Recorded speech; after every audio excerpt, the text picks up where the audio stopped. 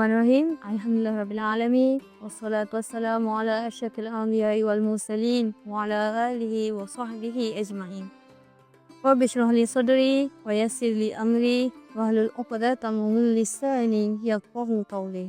Alhamdulillah, kita kepada Allah Ta'ala dengan limpah rahmat dan kasih sayangnya, kita berada dalam nikmat iman, berada dalam nikmat Islam dan juga berada dalam nikmat bulan Ramadan.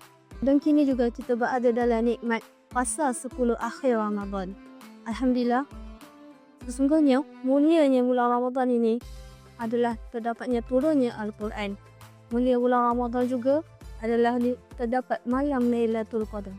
Bagaimana firman Allah Ta'ala di dalam surah Al-Qadr ayat yang kedua, A'udzubillahi minasyaitonir rajim. Wa ma adraka ma Lailatul Qadr. Allah tindakan satu persoalan di situ. Apakah yang kamu tahu tentang kemuliaan malam Lailatul Qadar, tentang kebesaran malam Lailatul Qadar? Persoalan ini bukanlah bermakna Allah tidak tahu apa-apa. Namun, satu persoalan ini adalah untuk menimbulkan satu kesedaran kepada kita, ianya seakan-akan seperti istifham majazi, ataupun ianya adalah sebagai kesedaran untuk kita yang sebenarnya kita ni tidak tahu apa-apa pun. Yang sebenarnya kita ni tahu melalui Al-Quran yang terkandung di dalam Al-Quran.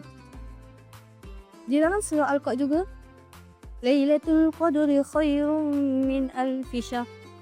Malam Lailatul Qadr adalah mempunyai 1000 bulan. Dikatakan 1000 bulan itu bersamaan di antara 80 hingga 84 tahun. Hadirin sekalian, dengan malam Lailatul Qadar, kita perlu memperbaiki amalan kita, memperbanyakkan amalan kita. Walaupun dengan sedikit amalan itu, Allah akan memberi lipat-lipat gandanya berbanding daripada malam-malam yang lain. Yang hanya kita tahu malam itu adalah lebih baik dari 1000 bulan. Oleh itu, marilah kita bersama-sama memperbaiki amalan, memperbanyakkan amalan dengan solat sunat tahajud, solat sunat taubat, solat sunat hajat, melazimi lidah dengan zikrullah, membaca Al-Quran, hati yang penuh tawajuh dan ketaatan kepada Allah Ta'ala. Nabi SAW juga menyebutkan, barang siapa yang terhalang daripada malam Lailatul Qadar, maka ia terhalang daripada menerima banyak kebaikan. Allahu Akbar. Itu sahaja daripada saya. Yang baik datang daripada Allah, yang lemah datang daripada saya. Assalamualaikum warahmatullahi wabarakatuh.